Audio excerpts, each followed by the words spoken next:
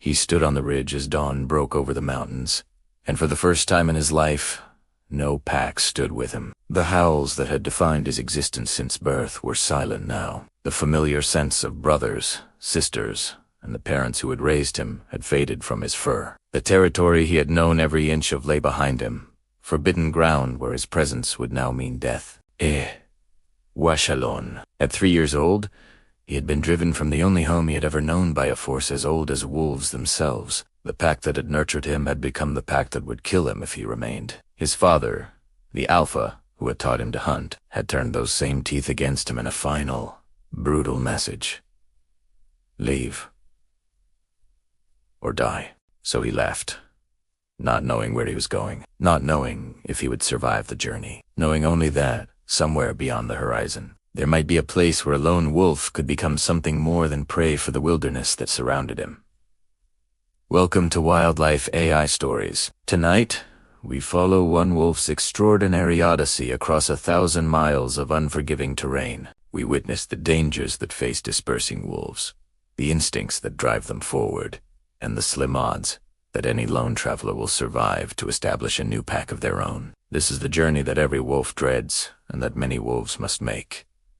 This is the exile. The gray wolf, Canis lupus, evolves as perhaps the most social of all large predators. Their entire biology assumes the presence of pack. Their hunting strategies require cooperation. Their territorial defense depends on numbers. Their very survival, under natural conditions, demands community. Adult wolves typically weigh between 70 and 140 pounds, with males averaging larger than females. Their bodies combine endurance with power, capable of traveling 30 miles in a single day at a steady trot and reaching speeds of 40 miles per hour in short bursts. Their jaws generate bite forces exceeding 400 pounds per square inch, sufficient to crush the bones of prey animals many times their size. But these impressive statistics describe pack wolves, not solitary ones. A lone wolf loses most of the advantages that make wolves successful predators. Pack hunting allows wolves to bring down elk, moose, and bison that no individual could tackle alone. A solitary wolf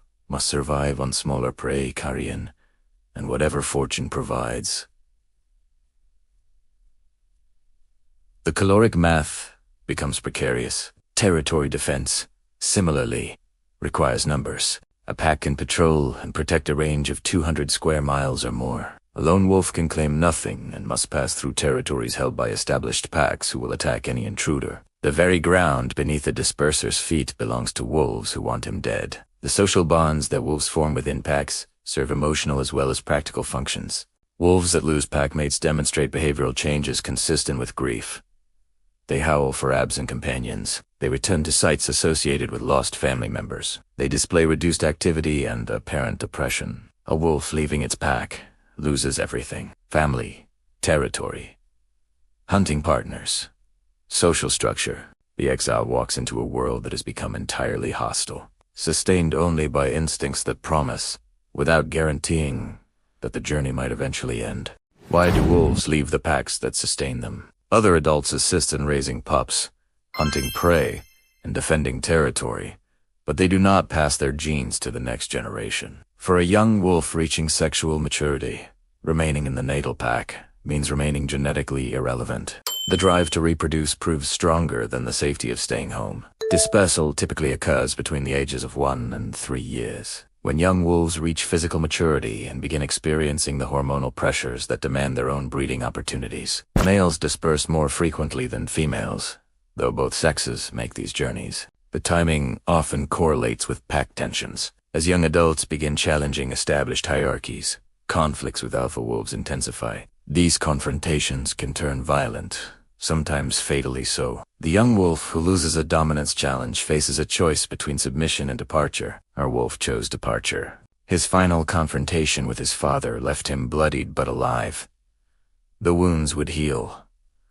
The message was unmistakable. His time with this pack had ended. He carried with him everything his pack had taught him. Hunting techniques refined across 3 years of observation and participation. Navigation abilities that allowed wolves to traverse vast distances without losing their way. Survival instincts honed through harsh winters and lean summers. He also carried the scent of his birth pack on his fur. That scent marked him as an intruder to every pack whose territory he would cross. It proclaimed his origins and announced his vulnerability, until that scent faded and was replaced by the neutral smell of a true loner. Every encounter with other wolves would begin with disadvantage. The journey ahead would cover territory held by at least 6 different packs. Each crossing represented mortal danger.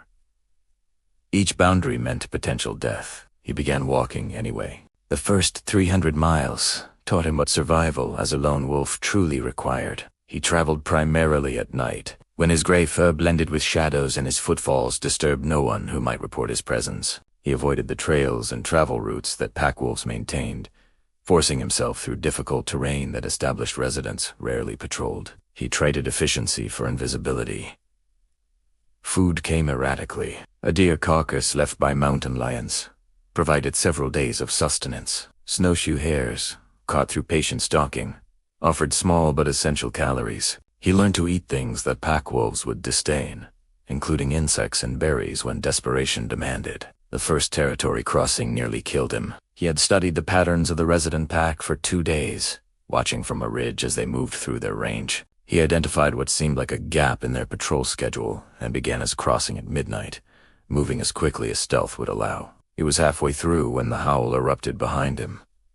They had detected him, perhaps his scent on a breeze, perhaps a careless footfall that keen ears had caught. The reason mattered less than the response. 4 wolves were coming, their calls coordinating the chase in the way pack wolves have coordinated hunts for thousands of years. He ran. The chase covered 7 miles before terrain saved him.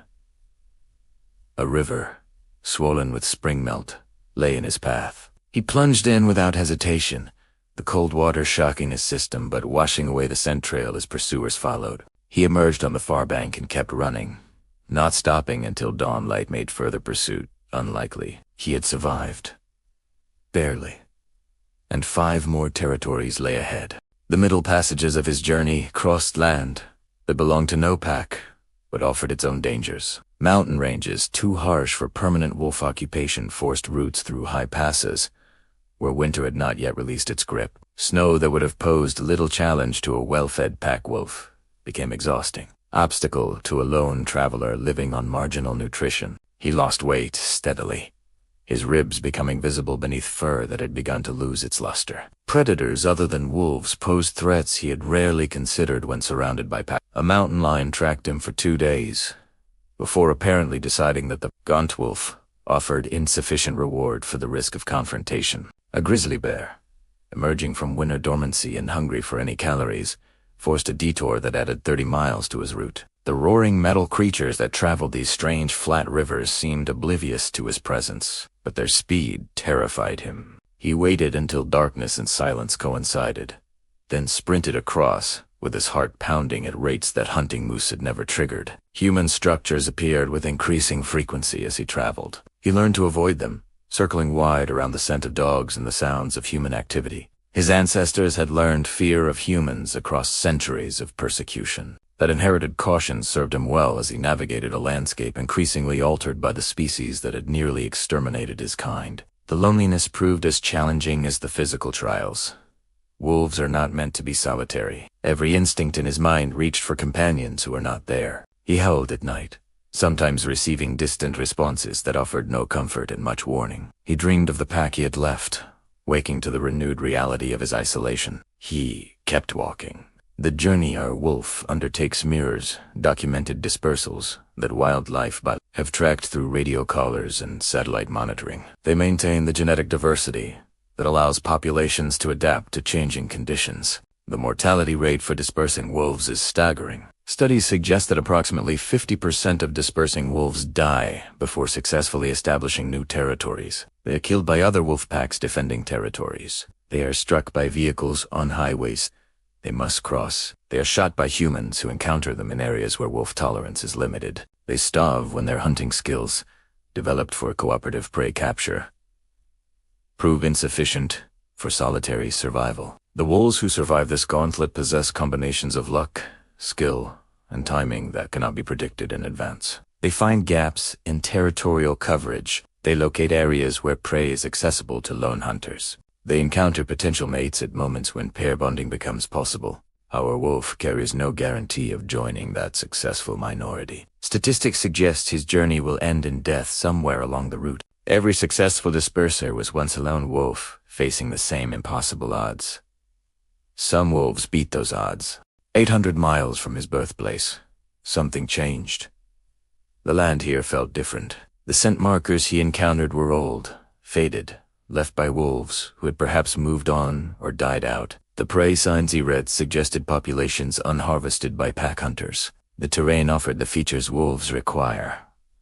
Water sources, denning sites, ungulate populations, sufficient to sustain a predator. Over the following weeks, he learned this land with the thoroughness his father had taught him. He identified the elk herds that would provide primary sustenance. He located the deer concentrations that would supplement lean periods. He found the slopes where bighorn sheep gathered and the valleys where moose fed on willows. He found water sources that flowed year. He found rocky outcrops that could shelter dens. He found the bones of elk that had died without predator assistance, suggesting the absence of resident wolf competition. This land could support a pack. This land could become home. But a lone wolf cannot hold territory any more than a lone wolf can bring down adult elk. Both require partners. He began howling differently. Not the mournful calls of a disperser announcing his passage through claimed ground, but the advertising howls of a wolf declaring availability. His calls announced his presence, his location, his interest in any female who might be conducting her own dispersal through this unclaimed territory. For 3 weeks, no response came. He hunted what he could, surviving on the edge of starvation, waiting for an answer that might never arrive. Then, one evening, as his howl echoed across the valley, an answer returned. She had traveled nearly as far as he had. Her journey had begun in a different mountain range, driven by the same reproductive imperatives and the same pack dynamics that had exiled him. She had survived her own gauntlet of territorial crossings, her own encounters with hostile packs, her own months of solitary travel through a world designed to kill lone wolves. She was thin, wary, and the most beautiful thing he had ever seen. The first meeting followed protocols written in wolf genetics across millennia of evil. They approached cautiously, reading each other's scents for information about health, relatedness, and intention. They circled, assessing. They tested each other's reactions with play bows and careful approaches. Over days, wariness gave way to partnership. They began hunting together, their success rates immediately improving as 2 wolves could execute strategies that one could not. They began traveling together, 4 ears and 4 eyes and 4 nostrils, detecting threats and opportunities with doubled efficiency. They began sleeping in proximity, then in contact, sharing warmth through cold nights. Wolves mate for life under normal circumstances. The pair bond serving as the foundation upon which pack structure builds. What began as mutual convenience deepened into something that resembled, as closely as cross-species observation can determine, genuine attachment. By spring, she was pregnant. The territory that had seemed theoretical became essential. They defended it now, scent marking boundaries, responding to distant howls with paired calls that announced this land was claimed. They were no longer lone wolves. They were the alpha pair of a pack that did not yet exist, but soon would. The journey that had covered 1,000 miles ended in a dense site they had selected together, where she would give birth to pups that carried both their genes. Spring arrives across the territory that 2 dispersing wolves have made their own. In a den carved into a hillside, poops are nursing, their eyes not yet open, their futures not yet written. They will grow into the first generation of a new pack, inheritors of a territory their parents claimed through 1,000-mile journeys and against odds that favored failure. The male who began this story as an exile has become what every dispersing wolf hopes to become: an alpha, a breeder, the founder of a lineage that may persist across generations if fortune and circumstances continue to favor them. He patrols the territory now with the confidence of an owner rather than the fear of an intruder. The scent marks he leaves are his own, announcing his claim to any disperser who might pass through. The howls he raises are answered by his mate, and will soon be joined by the voices of offspring, learning to speak the language of their kind. Not every dispersing wolf achieves this outcome. The many who died along similar journeys left no legacy beyond bones, bleaching in wilderness no human ever sees. The mathematics of wolf dispersal remain brutal, requiring many deaths for each success. But this one succeeded. The territory he has claimed will now support predators who will shape the ecosystem in ways that cascading effects will multiply across countless species. The gamble that evolution forces upon young wolves has paid off for this particular player. This has been Wildlife AI Stories. Thank you for following One Wolf's Odyssey from exile to establishment. The pack is small for now, just 2 adults and the pups who will soon emerge from their den. But every pack begins with 2 wolves who found each other across impossible distances. Every journey ends somewhere.